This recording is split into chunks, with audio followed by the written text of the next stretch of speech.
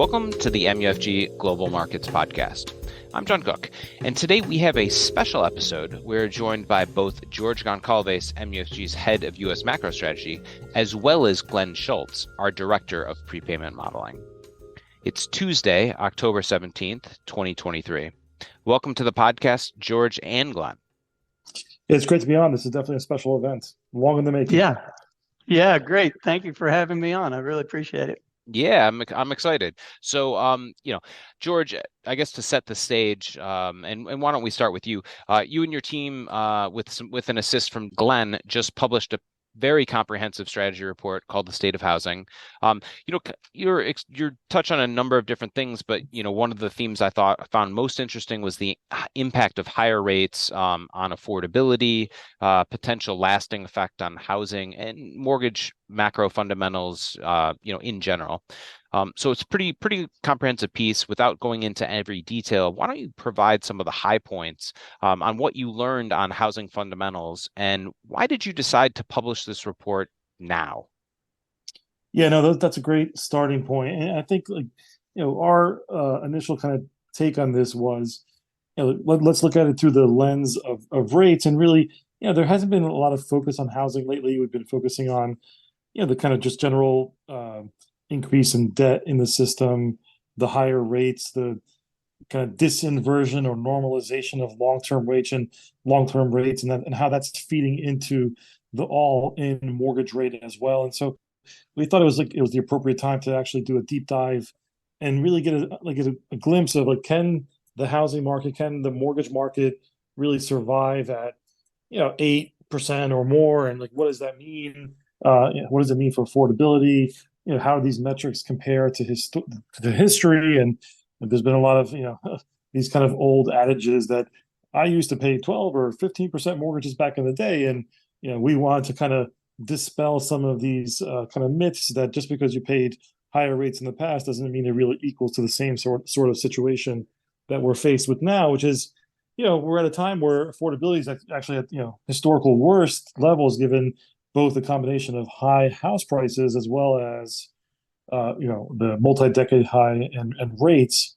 And then, of course, there's consequences to that in terms of mortgage production, and which Glenn can get into. But we really thought that this was the time to take a closer look at, are these rates sustainable at these higher levels? Can housing weather this, and for how long? And how does it compare to history? And what we found by going through this was that we really are in stretched territories. For example, just as some facts from the piece, which folks can get more detail by going through the full report.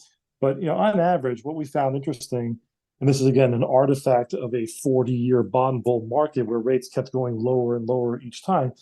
But on average, housing kind of mortgage payments for the average day American U.S. households has been somewhere between $800, $1,200 a month, give or take, in nominal terms. By the way, roughly, let's call it $1,000.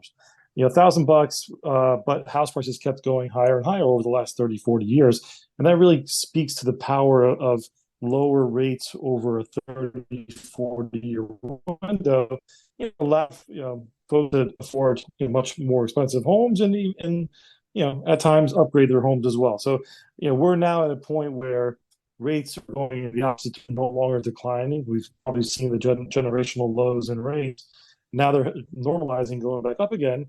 And that really then calls into question, there's got to be a balance between either incomes have to rise a lot further or housing prices have to decline and rates have to decline as well. So the pieces of this puzzle suggest that there is obviously a solution for this, and it's going to be either going to come from some sort of combination of lower house prices or stable prices and lower rates, and incomes have to kind of backfill and continue to rise in order to really what has amounted to nearly a double in the qualifying income for mortgages as per the Atlanta Fed affordability model, up from $50,000 to over $100,000 is what's really needed now to have a home in the U.S., given where rates are and the average home price of $400,000. That's really basically a doubling of the mortgage payment from just 3 or 4 years ago.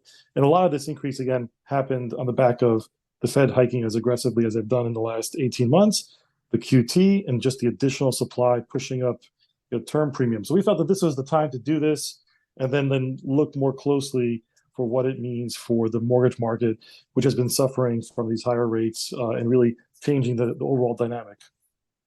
Yeah, that's super interesting. I mean, like there's clearly something, I don't know if wrong is the right word, but there's clearly something in need of adjustment in that market. At the same time, it's very different than like, heading into '08 where, where things felt extremely bubbly. It doesn't feel like that at all. In fact, and if you're a homeowner who owns a home, has one of these low coupon mortgages, you're doing just great. But it really does boggle the mind, as you said, George, to have like people, if you're going out and buying a home, your monthly payment is 2x what it was before the sell-off. So, I look at the coupon stack, almost every day, and you've got like 11 tradable coupons, anywhere between like a 78 to par dollar price. It's absolutely, it's like nothing I've ever seen before. So Glenn, I think George did a great job of setting the stage. Why don't we discuss some of the particulars of the mortgage market with you, particularly interested in, higher loan balances, lower production activity, the broadening of the coupon stack, as I just kind of alluded to. Basis has gotten destroyed. It's at I don't know, maybe record wides. There's a lot to talk about here, so I'll sort of defer to you as to what to focus on, and perhaps we could follow up in subsequent episodes. But I guess where are we with mortgages? Are we in a holding pattern until rates ever stop selling off, and perhaps rally back, until it triggers a refi wave? I mean, I know there's a lot there, but give us your high level thoughts.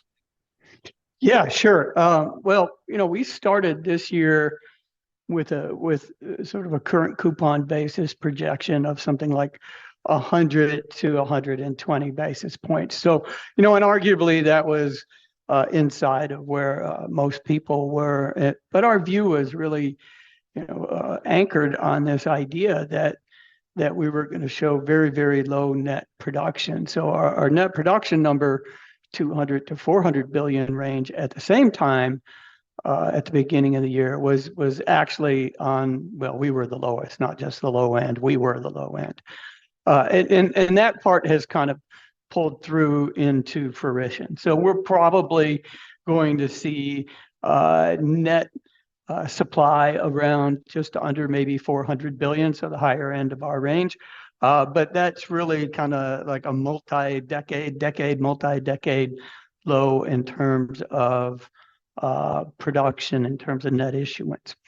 Then what happened, I think, is we got into the first quarter with SVB Bank and some of the regional banks, and of course that brought their MBS portfolio basically into the supply. So I think that had something to do with where we are on the basis. And then volatility has exploded.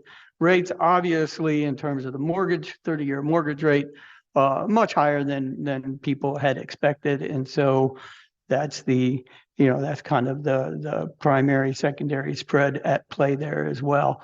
So yeah, we end up in a situation where the current coupon basis is right around 190. So this is what I would call a stress level, meaning that the whole system is under some sort of liquidity or credit stress, and that's being reflected in the mortgage spread. And we're not there. So if you look at sort of the drivers of the current coupon spread, volatility, curve inversion, they're probably calling for something on the order of about 150 basis points. We're at 190. So we're definitely kind of out there. Now, do we sit out there for a while? Well, that's a little bit difficult to say. It kind of depends what goes on with corporates. I think right now, in terms of spread product, mortgages are probably the cheapest that they can be. They're probably the cheapest sector that are out there. But there are some headwinds against that, right? And you touched on that, higher loan balance. So the increase in home prices, has had its impact on, affordability, and we've seen that in production. But then we've also seen, an upward migration or drift in terms of loan balances as home prices go up, and higher loan balances results in a more negatively convex market. So when you look at sort of the S-curve representation, right, about how your maximum and minimum CPR under, in the money borrower incentive versus out of the money borrower incentive, you can see that we have a much more negatively convex market, where in fact TBA eligible cohorts now can hit pre-financing terminal velocities equal to what we used to see in the jumbo market, being 60, 80 CPR. So that negative convexity then translates obviously into a higher option cost. And so you end up with higher option costs, maybe lower OAS, and then, kind of wider spreads. So I assume we could make some argument for, something on the order of a little bit systemically wider spreads based upon the negative convexity of this market, say, versus 10 years ago. But that doesn't get us, to where we are today. So the market is very cheap. Now, in terms of what has affordability done to the overall housing market, as you mentioned, we have a coupon stack that's very, very broad, like you said, as broad as I've ever seen it. And, essentially everything is a discount, or just about, right? And so, when you look at, mortgage-backed securities sporting a $78, $80, $81 price, the low coupons, 1.5s, whatnot. I think that the way to look at these properly is really as a long-dated option on long-term interest rates, right? So a long-dated call option on interest rates. In that sense, I think they're very, very cheap, these coupons, because normally you get into a long-dated option situation and, you have obviously decay. And these are essentially, in my view, long-dated options on long-dated interest rates that actually have carry. So there, I think there's an opportunity, but that's somewhat stale money in the sense that, it's not going to be immediately monetized. In the way, how are you going to monetize the OAS of the lower coupons or the higher OAS and the OAS smile? Well, you have to wait, and that takes time. So how you put that in your portfolio and when is obviously a question, but I think it definitely belongs there.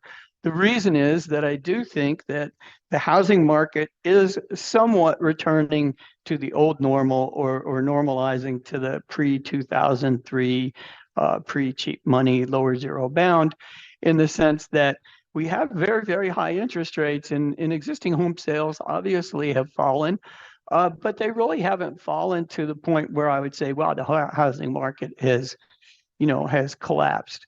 So existing home sales are down, but not down that much.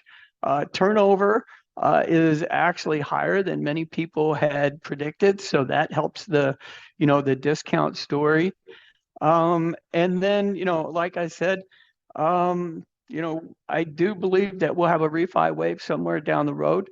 And that's going to impact, the 6.5, 6, I think 5.5, maybe 5s, depending on where we go. I think 4.5, 5.5 interest rate long term isn't out of the question, and potentially with home price appreciation, you could bring in 3.5s and 4s for cash out refis. So there is a refi wave on our horizon, and the extent of it is obviously going to be a function of where the 30-year rate settles, but a 4.5 mortgage rate would produce, I think, a pretty substantial refi, something that we've never seen as far as refi waves are concerned.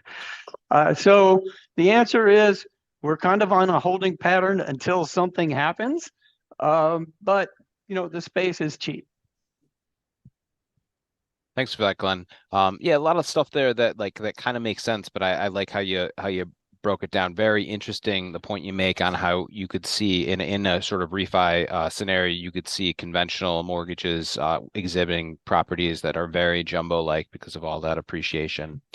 So sounds like a lot of risk, but a lot of reward to mortgages, particularly some of those lower coupon ones. So George, why don't we come back to you? I think the way I'd like to close things out would be to tie all this back to the bigger macro policy picture. The market, the Fed's balance sheet, what the Fed does next in terms of the short rate, how rates out the curve trade. I'll hand it to you. Yeah, absolutely. And Glenn did a great job there. And to kind of reiterate some of those points, and which we share also in the broader strategy team around that mortgages are cheap, but they can stay cheap until some of these kind of vectors change in a way that Glenn described. But I mean, I think we can kind of build a picture that it's the wrong time of the year. It's we're heading towards the end of the year. It's been a tough environment for the mortgage market, 2 years in a row, and so it's going to be hard to get new capital at this point to really come in here and really change things. And I think in many ways, again, this is the artifacts of the whole regional bank, which crisis, reset, whatever you want to call it. It did buy time, but it also put mortgage paper back into the system, as Glenn mentioned, and it also, in many ways, oddly helped out the housing market because rates were lower during the first half of the year, and so that did help out overall the housing market stay relatively bid. And so we've had all these kind of cross currents that have been kind of muddying the waters and not allowing us to have a real good sense of what the next move is. But I agree. I mean, Glenn's assessment of like mortgages that offer you kind of like a long option or cheap long option on long-term rates if we do get rates to decline, especially on the down the stack on these deeply discounted mortgages. I think that is what we're looking at and thinking about what that means for the 2024 environment in 2025. I mean, it's possible. We know the Fed, has been very clear that they want to be higher for longer. The question is, what's that mean? I mean, how is higher for longer, 2-3 years, as their sort of dots suggest, or is it just more of them talking tough to ensure that they get what they want out of getting inflation down to a much more manageable level? As we wait, I think the thing for us is that there's obviously consequences for all of these things. As both either you can sit around in cash and you can start to think about when do you average into mortgages because cash actually pays now, and you can kind of wait and get into that as the calendar turns. I do think the points that Glenn made, which we also emphasized in the piece, which is the charts that he provided, the idea of how negatively convex this market is, could also have consequences in the rates markets if we were to see kind of a big wave building, and what that would mean for negative convexity for the rates market. I think that's a topic that we've all kind of almost put in the back burner because we think the market's not we think, but the market's acting as if it's never going to happen.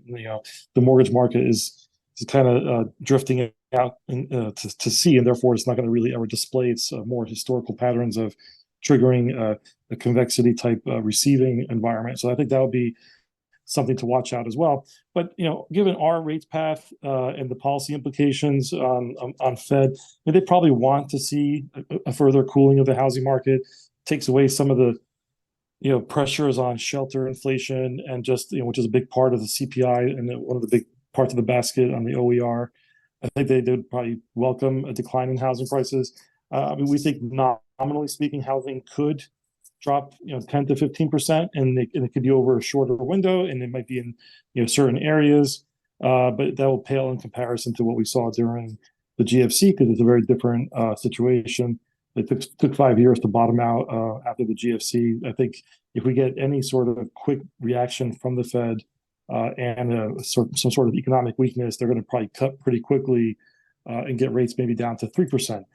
That means that given current spreads, or even if spreads were to tighten, at best 5 to 6% mortgages. I mean, maybe that's enough to give us maybe not a monster refi wave, as Glenn would suggest at 4.5, but even getting down to 5% might be enough to incentivize those that are on the fence that want to move, get a new job or whatever the case may be. If they have a lot of equity in their home, they'll be able to sell, move, and you'll see some turnover building just from that point. So I don't think we have to go back to 3% mortgages in order to get people to move again. And that means, as Glenn models have shown, that prepays would also pick up in the Fed's mortgage portfolio. So that could also then help with the quantitative tightening, which is what the Fed wants to do. They have way too much liquidity in the system, and that would kind of supercharge the mortgage prepay. So ironically, the Fed hiking rates has actually slowed down the mortgage prepay part, which is one of the, they have 2.5-ish or somewhere around that point mortgages on their book. They need to really kind of get that portfolio much smaller. So these things, I think, work themselves out over the next 18 months. with the Fed stopping, eventually cutting rates because of macro conditions. Inflation comes back down, both from the OER and other reasons, and we get a lower rate environment, which then means any sort of housing correction will be short-lived. Okay, a lot there. So I don't think I'll summarize anymore, but I really would encourage our listeners to check out the recently published U.S. desk strategy piece, The State of Housing. And if you are not receiving George or Glenn's stuff directly, get in contact with them. Great stuff as always. Thank you, George, and thank you, Glenn. Thank you. All right, great. Thanks for having me on, guys. Pleasure. And thank you for listening to the MUFG Global Markets Podcast. Rate, review, and subscribe on Apple, Spotify, or wherever you get your podcasts. And reach out to your MUFG sales rep for any further information. Check back soon for more insights from the Global Markets Research Team.